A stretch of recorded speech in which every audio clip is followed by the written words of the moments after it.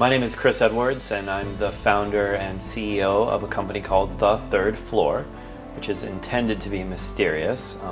We were on the third floor of George Lucas's Skywalker Ranch house, which is where they make Star Wars movies and lots of other films. So I got invited into that world and decided to then start my own company, where we were taking our skills as a band of brothers, if you will, from the Skywalker Ranch and building a company that could help filmmakers from around the world make more impressive, more impactful and emotional films. And so we do that via a process we call pre-viz or pre-visualization. And essentially we're building an animated blueprint for movies. Well, the very beginning begins with my childhood, where I was the son of a rocket scientist, and on my dad's side, and my mom's side was more artistic. She eventually became a costume designer in Hollywood, although I grew up on the East Coast. And anyways, these two influences of like the love for technology and love for art was my two influences, and I needed to find a career that would be somewhere in between. And so I also loved watching Hollywood movies and movies from around the world and appreciating dramatic, amazing cinematography and the control that excellent filmmakers had over the audience and the impression that they would make on that audience. So long story short, I just followed that career path to do like what all the other filmmakers had done, which is go to film school. And during that time, you make a lot of mistakes, you're trying things out, but you're really becoming a leader. And that's what I felt I got out of college, where I was ready to enter the workforce and go and put these two disciplines together, where I ended up at Walt Disney Feature Animation and became an animator and what's called a layout artist, which is a designer of shots within an animated movie. So essentially my career has been about chasing this dream of supporting filmmakers and other visionaries beyond film and trying to use technology to help them become stronger than they ever thought they could be. I mean, right now is one of the most tumultuous times in Hollywood, because we're being bombarded with new technologies from Silicon Valley, from the game world, all kinds of real-time computer graphics that are really helping to accelerate the creative process, and also the disruptions are coming from the distribution model, if you will. Netflix, Hulu, Amazon, even Apple getting in the game to provide massive libraries of content to the world. And so what's exciting is and scary for filmmakers is there's so many possibilities. And so a lot of what we do in our company is help to structure all of this technology and make it easier to use.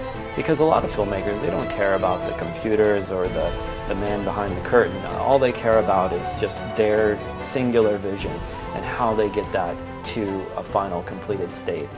And so if we can provide that sandbox, if you will, to play and to not be afraid to make mistakes, that's essentially what we do at the third floor.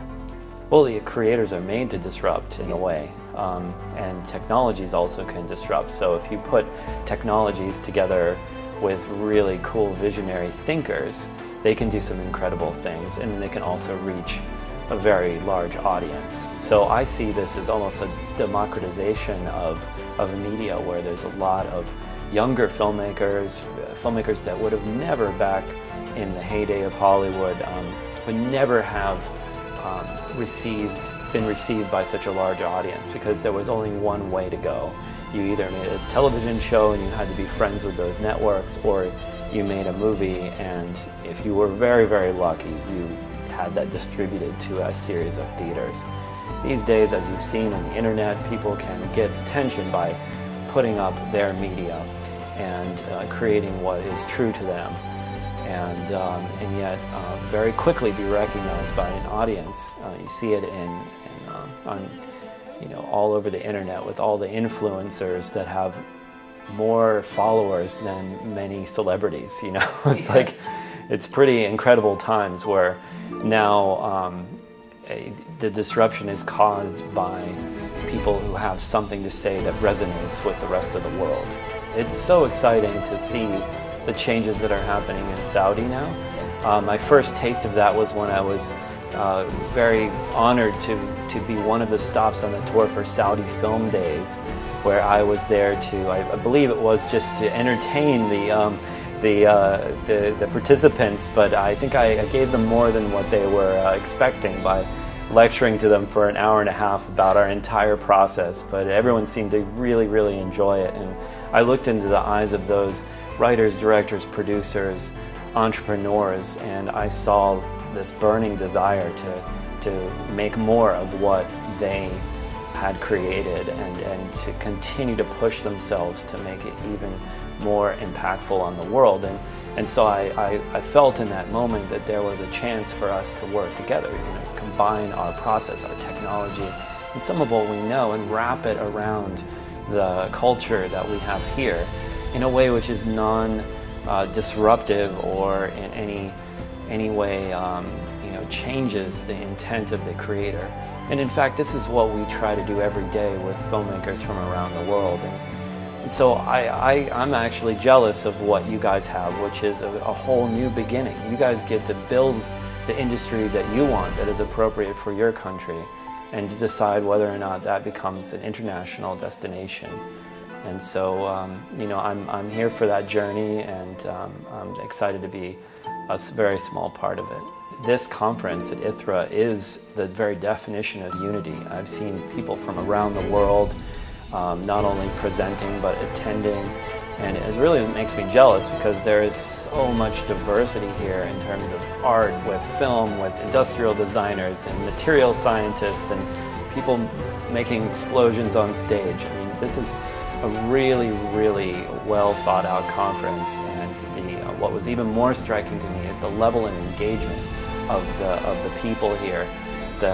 All the attendees asking super insightful questions that I haven't experienced quite at that level in the West. So for me, it's a good sign that this is a serious endeavor, that this revolution, if you will, of creativity will continue.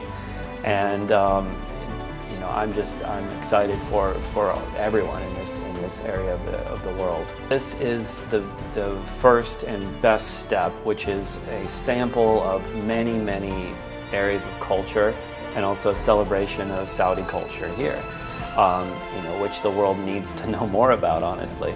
Speaking from just one guy in the West, we really do need to understand that much better than most people do.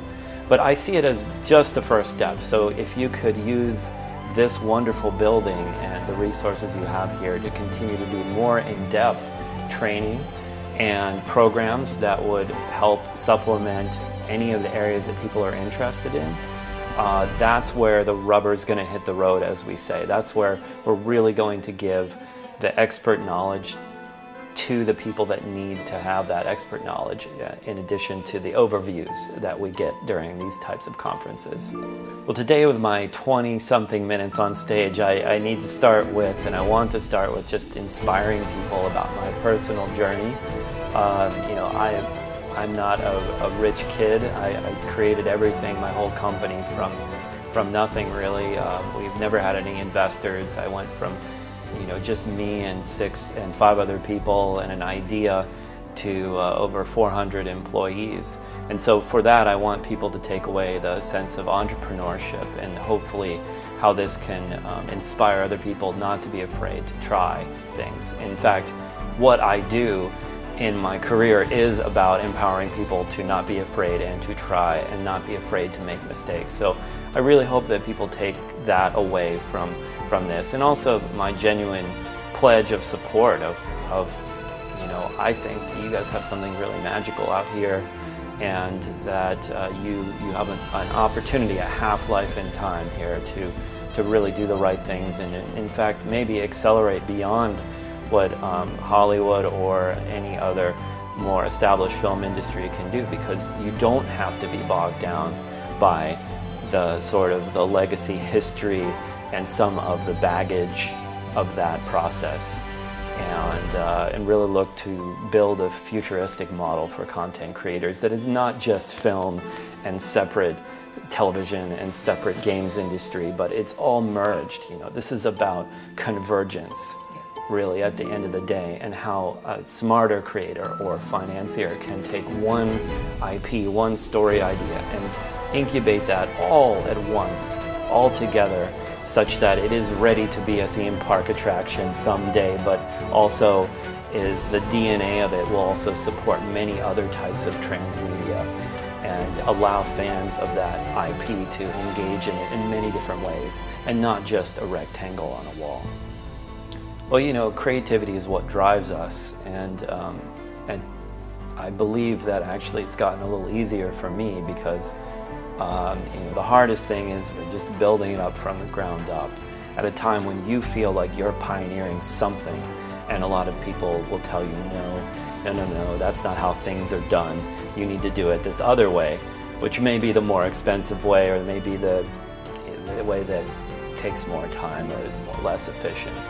But you know, I guess what I've learned is that you just have to stick with it, and eventually, if you believe that you're correct, and you keep providing even humble examples of that, you can build upon that. And when you get to a level where you have now, you look back at your employees and you have, you know, hundreds of people that also believe in this mission, and now you have to ask yourself, what are you going to do with that?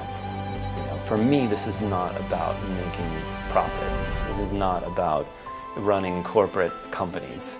This is about creating a cultural, you know, expansion of what we do, to really, you know, these types of experiences, being able to connect with other people and realize how similar we are, honestly, and how much we can benefit from collaborating together. And I think that's really going to spark a new level of creativity that I'm excited to do before I retire.